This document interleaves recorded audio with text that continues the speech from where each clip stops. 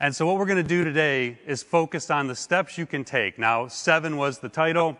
There's actually going to be 10. But what you can do as a marketer to drive performance and to prove your value at the CMO level, but also into the CEO and CFO to show that content can be more than storytelling. It can be a core driver of performance within an organization. Starting at the beginning, aligning expectations and potential. This is something that I've spent a lot of time thinking about, and we actually, Travis had mentioned Marketing Score.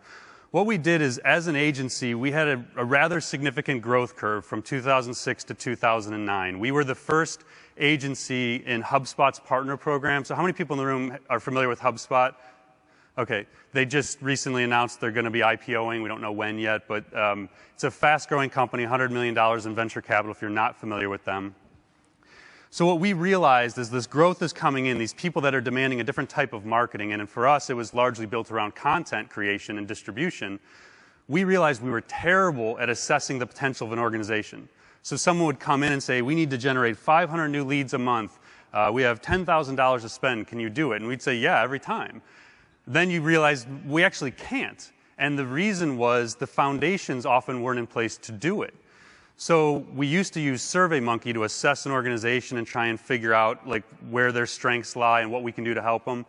And then I realized that this wasn't a scalable solution. So we actually built a tool called themarketingscore.com is where you can go and check it out. It is a free tool you can use to assess your business, and it goes through 10 areas. So this is a snapshot of what the marketing technology section looks like, but it also gets into content marketing and other areas. Well, we've had about 1,500 or so marketers, execs, and entrepreneurs use that.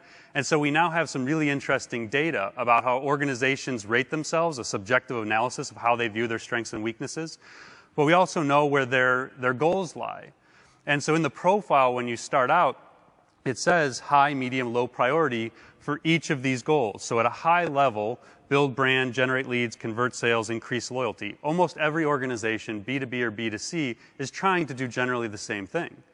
But we know that they say 86% of the time generating leads is a high priority, and converting sales is also at 85% of the time a high priority.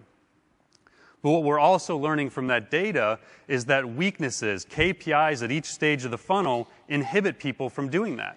So when they come to you and they say, okay, or as an organization, if you're being charged with generating more leads, for example, if you start at the top of the funnel, and let's just look at some core KPIs here, website traffic, social reach, and subscribers. Those are things that would have a trickle-down effect to create leads. If I don't have enough people coming into my website, how am I going to create leads? If I don't have any social reach or a subscriber base, when I write a great ebook, who's going to find it? Who's going to read it? And so as an organization and as a marketer, you have to understand how the goals you set are affected by the strength you have at each stage of the funnel.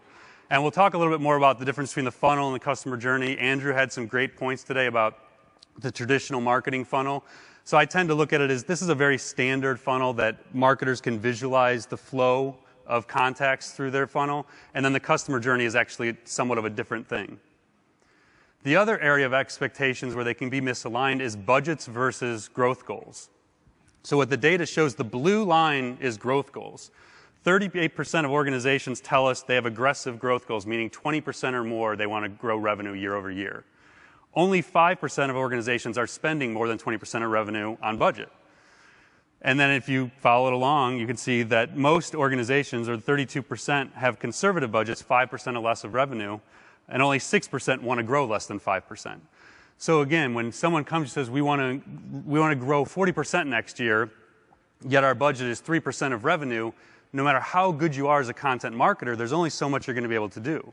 So you need to be able to understand and align those expectations. The tool itself looks at 10 core areas.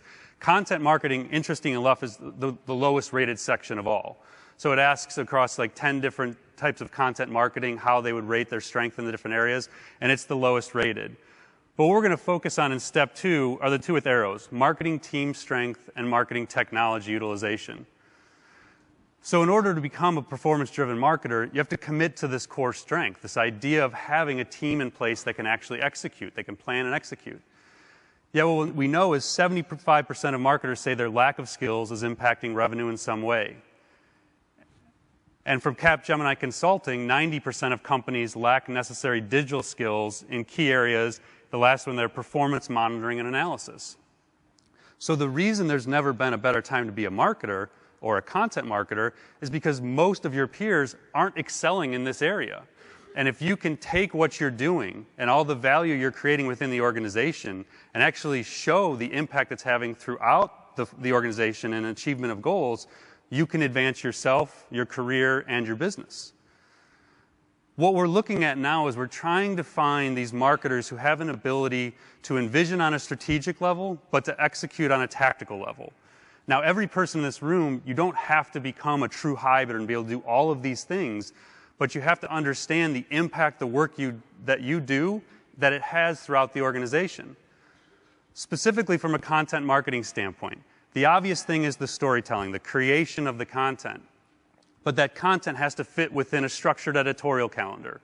We have to know how we're going to develop and distribute and activate that content. So again, if we go back to the example of, say you only have 1,000 subscribers on your blog, you've got 1,000 followers on Twitter and 200 likes on Facebook.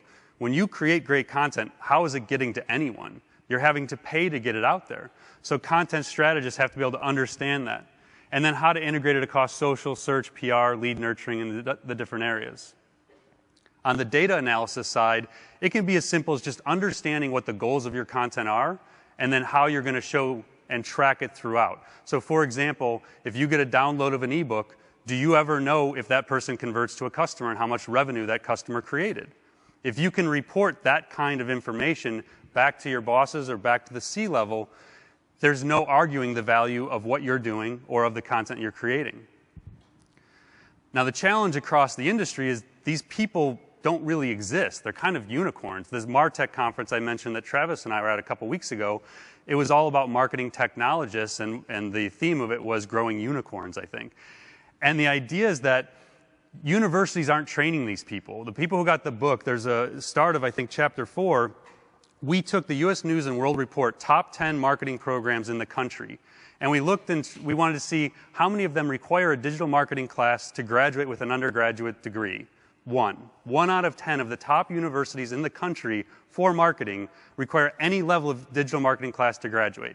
There are electives. You can certainly take digital marketing classes, and I'm talking social, mobile, analytics, email, whatever you want to fit under that umbrella. But for the most part, you can graduate with a degree in marketing with no digital marketing background. So what's happening is organizations have to build their own. They have to create these modern marketers themselves. And there's lots of ways you can do that. The primary way is tapping into all the amazing information and resources that are out there, like a Marketing Profs, for example, that has the online education, or CMI, where you can go and get the education, you can teach people these core skills, they can take a couple of workshops and they can know the basics of Google Analytics and how to apply it to content creation.